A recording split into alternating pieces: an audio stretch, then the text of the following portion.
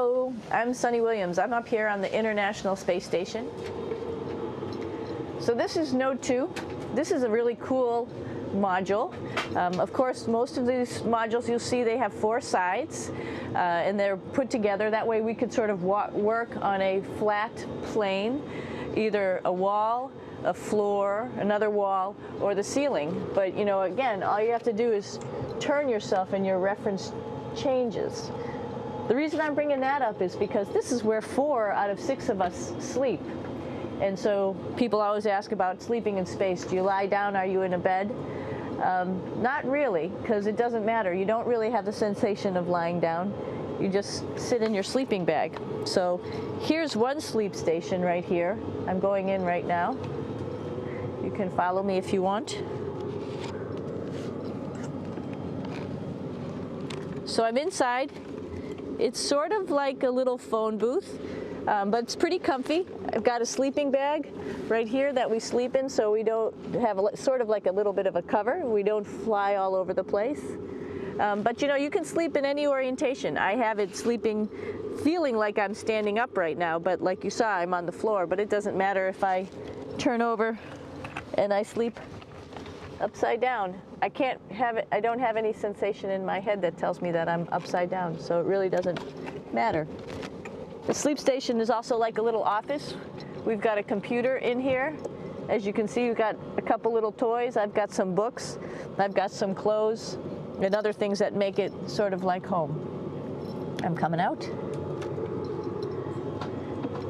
And just for reference, that's one sleep station. This one's another. Right here. There's one on the ceiling, if you want to call it. Right here. And then there's a 4th on the other wall over here. So all of us sleep in a little bit of a circle. All right, come on back. There's more to show you.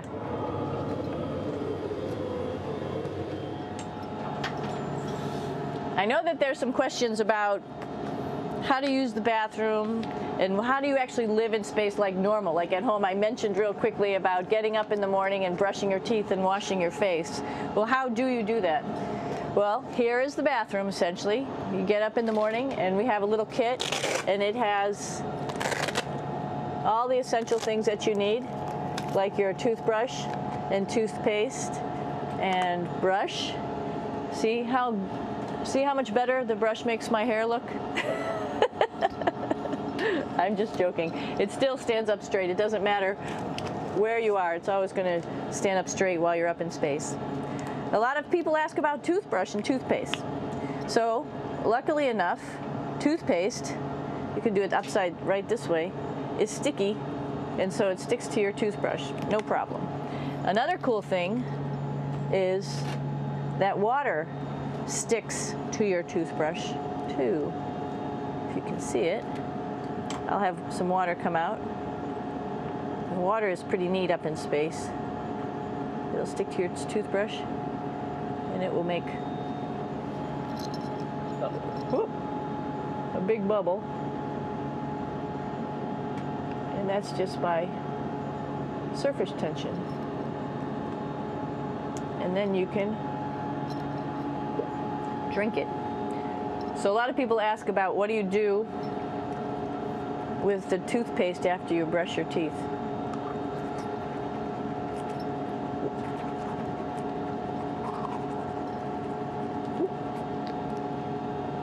Two options. Swallow it, and it's sort of like mouthwash, but it tastes a little gross. Or you can just spit it out in a paper towel, and then you don't have to worry about it. Swallowing thing I wouldn't recommend at home.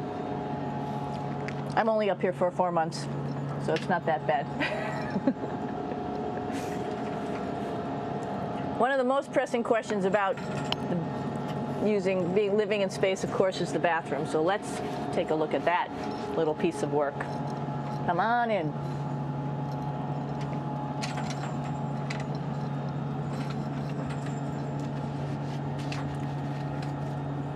Here we are at the throne.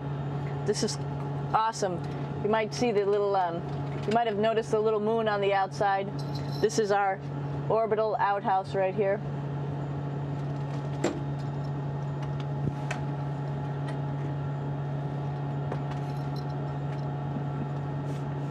And of course, it serves for two functions. Number 2, right here. I'll show you. But you see it's pretty small, so you have to have pretty good aim, and you'll be ready to make sure things get let go the right direction. And it smells a little bit, so I'm closing it up. And that's of course for number 2. And this guy right here is for number 1. So they're sort of two slightly separate functions, but you can do a little, essentially both, by hanging on right here and doing number 1 and number 2. I might add it's color coded, so you really don't get it mixed up, which is nice. This is yellows for number 1. And also there's a selection of paper. People always ask about toilet paper. What do you do with toilet paper? What kind of toilet paper do you have? We have gloves, just because sometimes it does get messy. We have some Russian wipes, which are a little bit coarse if you like the coarse type of toilet paper. We have some nice tissues, which are nice and soft if you like soft toilet paper.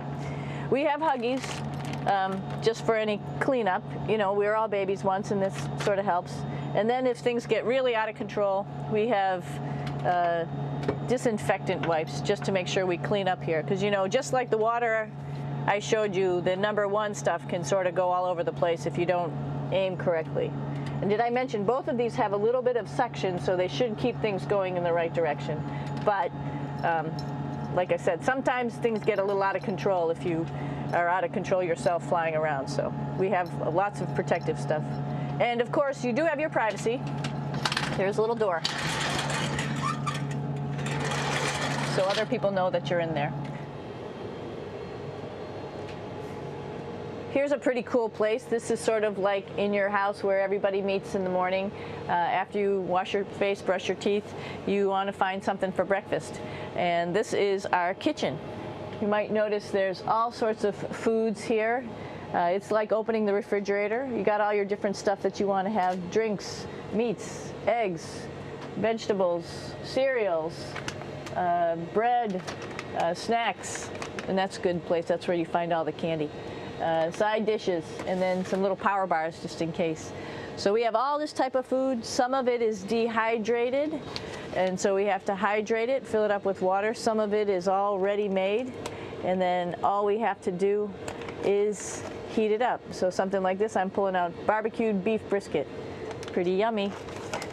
Not only is this food made in the US, but we also have food here from Japan.